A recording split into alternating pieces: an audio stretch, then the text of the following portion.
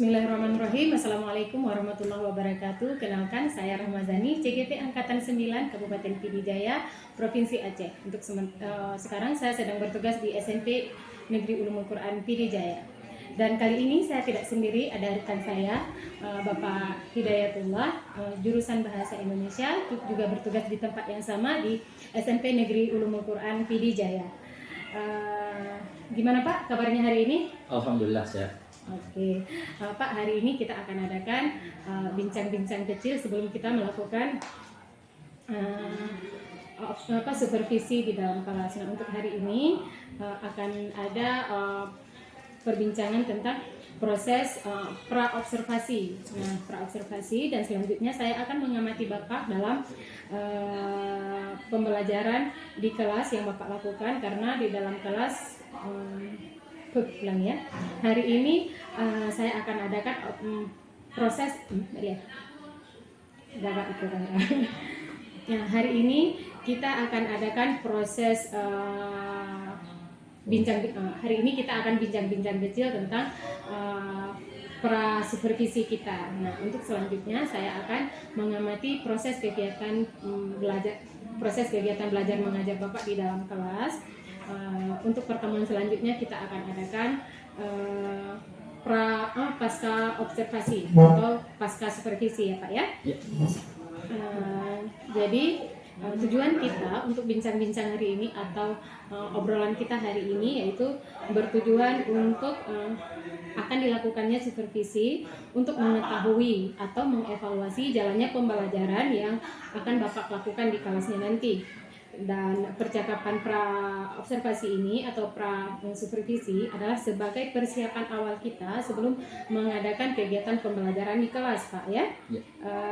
Bapak mungkin dengan adanya bincang-bincang seperti ini bisa lebih siap dan lebih percaya diri sehingga memberikan pembelajaran yang berkualitas dan bermakna kepada siswa kita nantinya, ya Pak ya.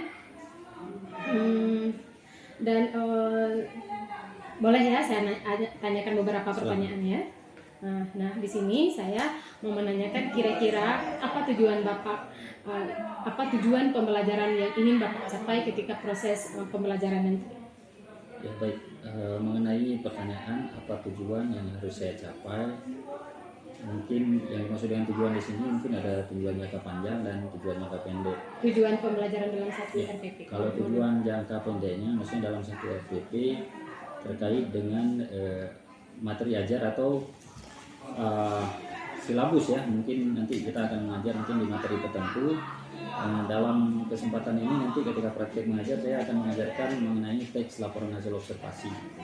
Jadi terkait dengan teks laporan hasil observasi tersebut, tujuan akhir daripada mempelajari teks laporan hasil observasi, anak-anak mampu menuliskan laporan hasil observasi dengan baik dan benar.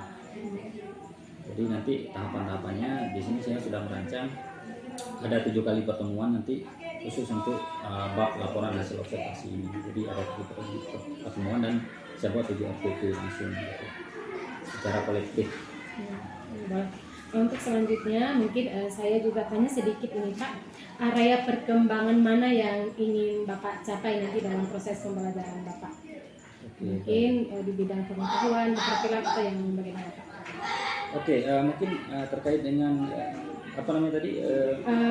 Area pengembangan yang ingin dicapai. Ya, saya dalam hal ini kemarin mengambil panduan dari buku guru bahasa Indonesia, yaitu kurikulum Merdeka, buku kelas 8. Jadi untuk menerjemahkan area pengembangan mana, maka saya di sini merujuk kepada pemahaman bermaknanya yang akan dicapai oleh siswa, gitu ya.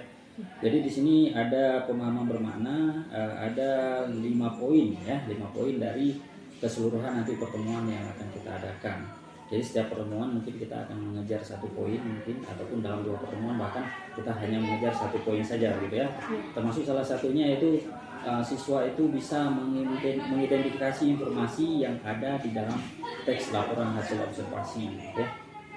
Nah, dan seterusnya gitu.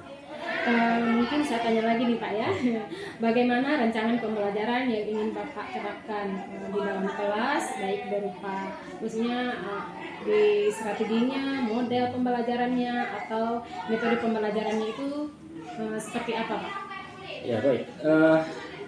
Terkait dengan model atau strategi pembelajaran yang akan saya gunakan, tentu saja secara umum pendekatannya kita menggunakan pendekatan project based learning ya, karena ini adalah pendekatan pembelajaran yang sangat efektif selama ini dilakukan oleh setiap guru ya.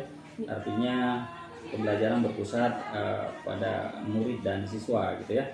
Nah, dan kemudian karena kita sudah memasuki era kurikulum merdeka, sehingga kita perlu juga menyesuaikan dengan pembelajaran berdiferensiasi. Jadi itu nanti bisa terwujud di metode atau teknik kita lakukan di lapangan. Jadi di sini tidak saya buat tertulis yang untuk diferensiasinya, tapi nanti saya akan menerapkannya dan merealisasikannya di kelompok nanti. Seperti itu. Mungkin Pak, kira-kira kapan Bapak akan melakukan kegiatan pembelajaran tersebut? Insya Allah kita tinggal melihat jadwal saya khususnya di SMP Uluran ini. Jadi ada dua kali pertemuan di satu minggu dalam satu pekan. Jadi kalau tidak minggu depan, kalau tidak hari Selasa, kita akan praktik mengajar di hari Kamis. Baik Pak, berarti minggu depan ya Pak ya. Insya Allah nanti ketika Bapak mengajar, mungkin saya akan datang ke kelas Bapak melakukan supervisi kelas, dan saya akan mencatat hal-hal apa saja yang terjadi di dalam kelas Bapak. Kemudian nanti itu juga jadi masukan buat kita semua ketika supervisi kelas. Setelah itu, setelah proses observasi atau proses supervisi kelas, nanti kita juga akan duduk seperti ini lagi Pak.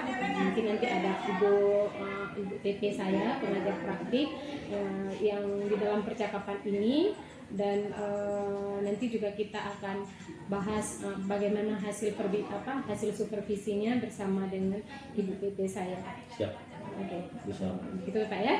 Sebelum saya akhiri, kira-kira ada yang Bapak ingin bincang-bincang lain dengan hal ini, yang berkaitan dengan hal ini? Saya rasa tadi sesuai dengan apa yang sudah Ibu gambarkan. Mungkin saya terarah juga dengan pertanyaan-pertanyaan sangat sistematis dari Ibu, sehingga terkait dengan panduan persiapan untuk mengajar nanti, mungkin saya sudah merasa memadai ya apa yang saya dapatkan hari ini.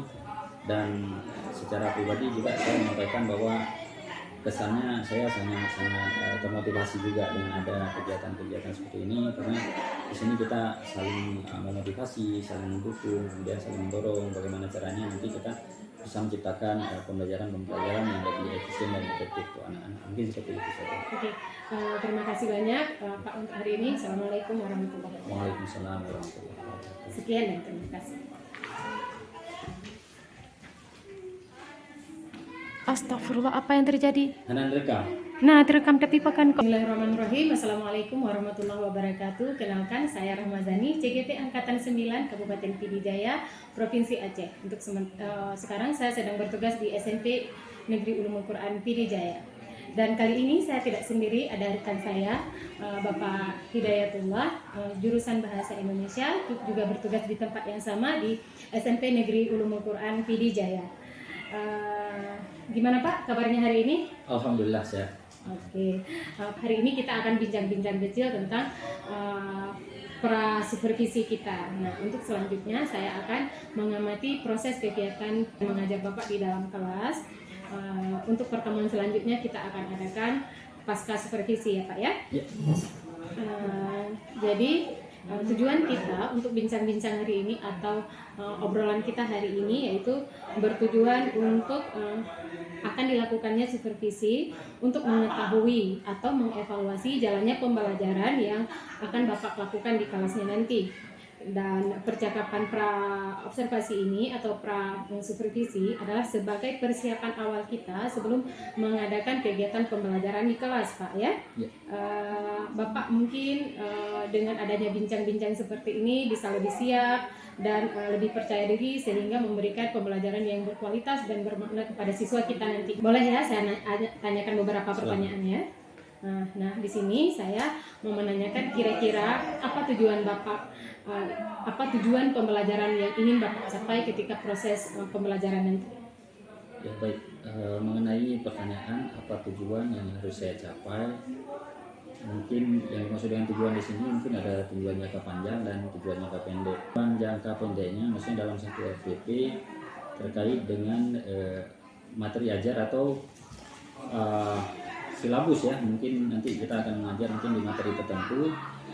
Dalam kesempatan ini nanti ketika praktek mengajar saya akan mengajarkan mengenai teks laporan hasil observasi. Jadi terkait dengan teks laporan hasil observasi tersebut, tujuan akhir daripada mempelajari teks laporan hasil observasi, anak-anak mampu menuliskan laporan hasil observasi dengan baik dan benar. Jadi nanti tahapan-tahapannya di sini saya sudah merancang ada 7 kali pertemuan nanti khusus untuk bab laporan hasil observasi ini. Jadi ada 7 pertemuan dan saya buat 7 FPP langsung gitu, secara kolektif. Untuk selanjutnya mungkin saya juga tanya sedikit ini Pak, area perkembangan mana yang ingin Bapak capai nanti dalam proses pembelajaran Bapak? Mungkin di bidang pengetahuan, perfilman atau yang bagaimana Pak?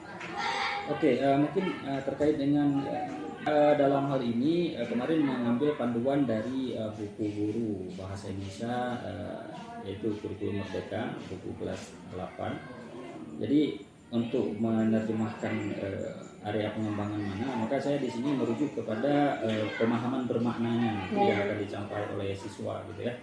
Jadi di sini ada pemahaman bermakna, ada 5 poin ya, 5 poin dari keseluruhan nanti pertemuan yang akan kita adakan.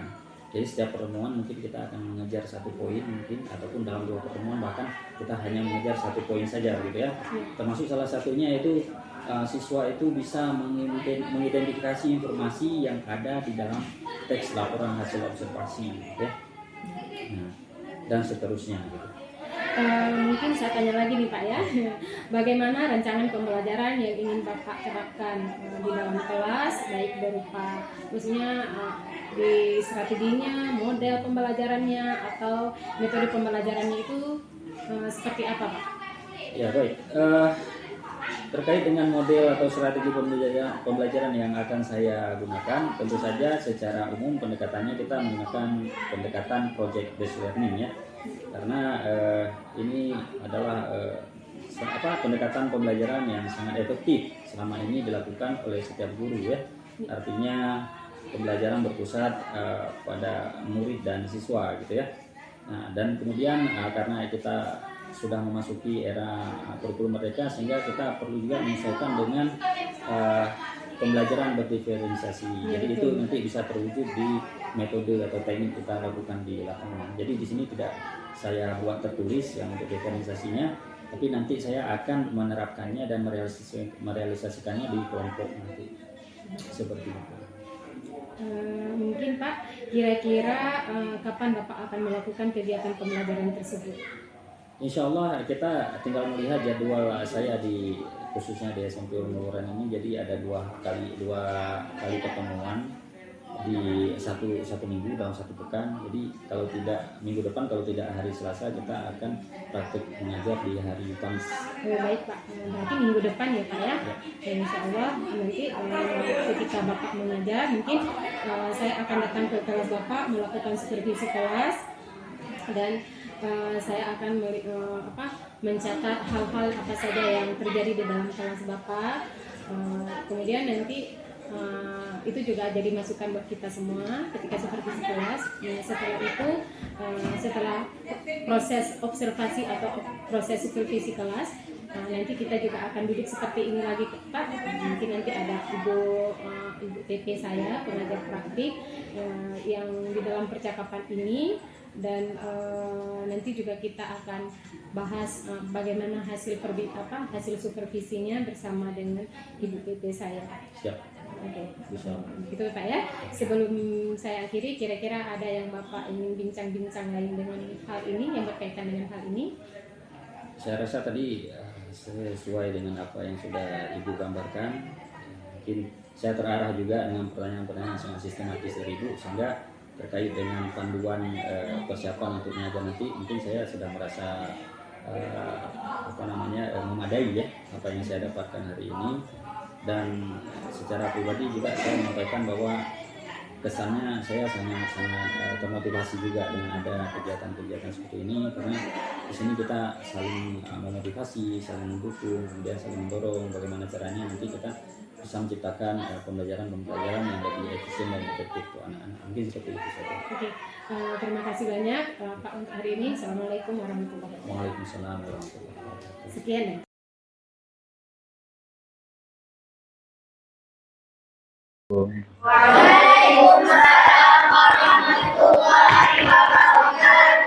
Oke, baik anak-anak, apakah hari ini kita siap untuk belajar? Ada hal-hal lain yang perlu kita bahas sebelum kita fokus ke pembelajaran bahasa Indonesia? Tidak ya? Kalau begitu kita sepakat tinggalkan dulu segala beban pikiran, kisah-kisah masa lalu kita. Maka kita sediakan waktu kita sejenak beberapa jam pelajaran khususnya untuk mata pelajaran bahasa Indonesia untuk kita belajar ya. Baik, supaya lebih resmi maka Bapak akan buka kembali pembelajaran ini dengan mengucapkan salam. Assalamualaikum warahmatullahi wabarakatuh. Waalaikumsalam warahmatullahi wabarakatuh. Alhamdulillah. Apa kabar anak-anak Bapak hari ini semuanya? Alhamdulillah, luar biasa. Allahu Akbar. Masya Allah, luar biasa, semangat. Berdoa dimulai. Bismillahirrahmanirrahim. Amin. Apakah hari ini kita hadir semua? Alhamdulillah hadir semua, tapi ada yang sakit. Akan memulai pelajaran kita ini dengan membahas mengenai bab puisi ya. Membaca puisi, menciptakan puisi ya, bukan membaca ya, menciptakan puisi. Nah, baik, di sini sebenarnya sudah Bapak. Adapun tujuan pembelajaran yang akan kita capai pada hari ini dalam bab kita ini menguasai ataupun kalian diharapkan dapat memahami puisi prismatis, kemudian unsur-unsur puisi, cara membuat puisi, dan cara mendeklamasikannya. Nah, itu ketika kita sudah belajar beberapa kali pertemuan baru harus bisa menguasai semua tujuan pembelajaran ini ya. Nah, mengenali ya, ini Bapak ada di Infokus Bapak, sebenarnya ada di laptop Bapak, cuma nggak bisa Bapak tampilkan. Jadi kalian harus mampu mengenali pengertian, ya, pengertian puisi, kemudian ciri-ciri sebuah puisi, kemudian serta dapat mengidentifikasi unsur-unsur yang ada dalam sebuah puisi, gitu ya. Kalian pasti tahu bahwa puisi ini selalu berhubungan dengan kehidupan kita sehari-hari ya. Hakikat puisi itu adalah membawa sebuah kesan yang indah. Sekarang coba kita lihat kembali tugas ataupun pertanyaan yang mungkin perlu kita selesaikan, ataupun pertanyaan yang mendorong pemahaman kita untuk lebih baik mengenal tentang puisi sama guru dan teman kalian mengenai hal berikut. Nah, ya, kita memang harus itu. Kemudian masing-masing kalian harus bisa memberi kesimpulan, ya. Kesimpulan ataupun memahaminya memang. Udah, oke. Bapak minta siapa yang bisa memberi komentar pertama? Oke, si Fatmatuz Zahra. Oke, silakan. Lagi yang bisa mencermati lebih dalam ataupun dari sisi lain? Ya, silakan Delisa Alia memberi komentar. Oke, silakan Karunia. Banyak orang yang tidak tepat waktu gitu. Oke, itu dari segi maknanya lebih mudah dipahami. Oke, bahasa. Nah, ini yang menjadi titik fokus kita atau perhatian kita karena kita belajar bahasa Indonesia. Nah, apa kira-kira kebahasaannya ini yang berbeda? Siang ini mana gaya bahasa yang kalian dapat di sini, yang bisa kalian dapatkan? Jam pembelajaran Bapak hari ini sudah habis ya. Insya Allah kita akan bertemu di pertemuan yang akan datang ya. Baik, sebelum Bapak tutup pembelajaran ini, kira-kira oleh-oleh apa yang kalian dapat dari pembelajaran, apa yang dipahami dari pembelajaran kita tadi dari awal? Yang lainnya ada yang bisa nyebutkan ciri-ciri puisi tadi apa? Iya. terdapat lari, Ya, terdapat lari, apa lagi? ada bayi, Ada bayi, ada lima, ada rima. Ya, Alhamdulillah, insya Allah dengan beberapa orang tadi yang sudah mengomentari kesimpulan dari pembelajaran kita hari ini, Bapak rasa semuanya sudah mampu memahami. Tapi pertemuan yang akan datang kita akan lanjutkan mengenai puisi prismatis dan puisi biaya. Oke, oh ya, sebelum menutup pembelajaran ini kira-kira gimana? Pembelajaran yang Bapak laksanakan hari ini apakah bisa membuat kalian bahagia? Bisa? Alhamdulillah. Insya Allah untuk hari ini semua kelompok yang tampil tadi nilainya semuanya bagus ya. Tingkatkan lagi ke depannya. Baik, sebelum kita menutup pembelajaran ini, kita berdoa dulu menurut agama dan keyakinan kita masing-masing. Berdoa secara pelan, berdoa dimulai.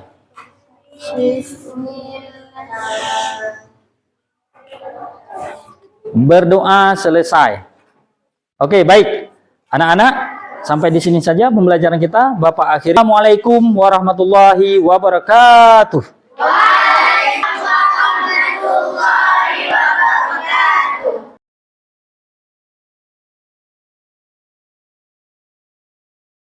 Assalamualaikum warahmatullahi wabarakatuh. Jumpa lagi dengan saya Rahmazani dalam percakapan pasca observasi. Saya CGP angkatan 9, bertugas di SMP Negeri Ulumul Quran Kabupaten Pidijaya Provinsi Aceh. Pada kesempatan kali ini saya tidak sendiri, ada rekan saya Bapak Hidayatullah yang berprofesi sebagai guru mata pelajaran Bahasa Indonesia, kemudian ada Bu Isratul Izzah sebagai pendamping praktik. Nah, hari ini kami sama-sama dalam percakapan pasca observasi. Assalamualaikum Pak Daya. Assalamualaikum Bu Isra. Baik, untuk percakapan pra-observasi saya akan mengajukan beberapa pertanyaan kepada Bapak terkait dengan jalannya proses observasi yang sudah kita pelajari bersama beberapa waktu yang lalu, dengan tujuan mengevaluasi sejauh mana proses pembelajaran yang sudah Bapak lakukan kemarin. Ini izinkan saya Pak untuk mengajukan beberapa pertanyaan. Gini Pak, saya mau tanya dulu nih, bagaimana perasaan Bapak ketika ada kegiatan observasi kemarin di kelas yang sudah kita lakukan? Baik, terima kasih kesempatan untuk saya. Baik, saya akan menjawab terkait dengan pertanyaan itu tadi mengenai perasaan saya ketika ada observasi. Yang pertama, ya mungkin kita merasa agak sedikit kaku juga ya kalau begitu ada orang-orang tertentu yang memantau kita secara langsung. Tapi hal itu sudah terbiasa kita lakukan, sehingga untuk saya pribadi itu sangat bagus dan sangat memotivasi saya, karena dengan begitu juga kita semakin terdorong untuk mencari pembelajaran yang lebih efektif. Selanjutnya boleh Pak diceritakan kembali sedikit mungkin pengalaman Bapak ketika melakukan pembelajaran yang kemarin saya observasi. Baik, yang pertama saya ingin mereview atau merefleksikan bahwa terkait dengan pembelajaran yang saya terapkan kemarin, sebenarnya itu sudah saya persiapkan juga, dan saya menggunakan model berbasis orientasi siswa dengan kerja kelompok gitu ya. Nah, kemudian ya siapapun yang akan melaksanakan pembelajaran, walaupun sudah dipersiapkan sebaik mungkin, tentu saja pasti ada kelemahan-kelemahannya juga. Makanya di situ kadang-kadang kita perlu ada orang yang observasi, memantau kita mungkin dengan rentang waktu tertentu. Begitu ya Pak ya.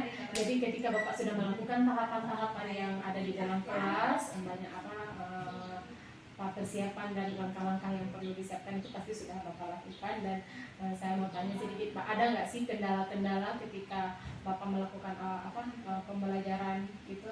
Ya, terkait dengan kendala yang saya hadapi, mungkin dalam hal pembagian kelompok bisa jadi jika memang nanti dalam pembagian kelompok itu kurang maksimal dalam penyesuaian anggotanya, kira-kira ada anggota yang memang didominasi oleh anak-anak yang daya tangkapnya itu terbatas, sehingga menimbulkan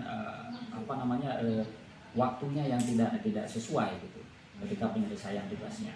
Berarti kendala yang Bapak hadapi adalah berkaitan dengan pembagian kelompok dengan penyelesaian tugas kelompok sesuai dengan kemampuan anak tadi, begitu ya.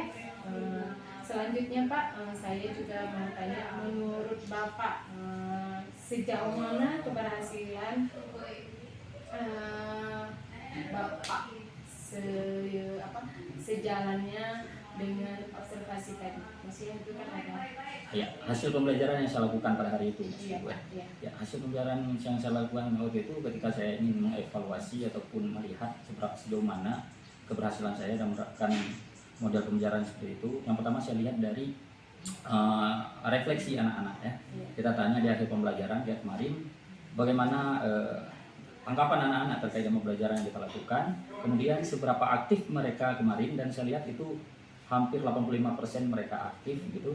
Dan ketika saya tanya di akhir pembelajaran juga bagaimana pembelajaran kita hari ini, anak-anak juga menjawab bahwa mereka sangat menarik ya.